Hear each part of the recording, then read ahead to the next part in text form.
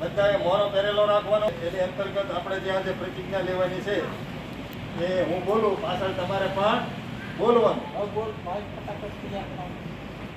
હું જાણું છું કે એશિયા ખંડના ભારત દેશના ગુજરાત રાજ્યના સૌરાષ્ટ્રના વનોમાં કુદરતી રીતે વિહરે છે. આપણા તમામના સહકારથી સિંહોની સંખ્યામાં ઉત્તરોત્તર વધારો થયેલ છે.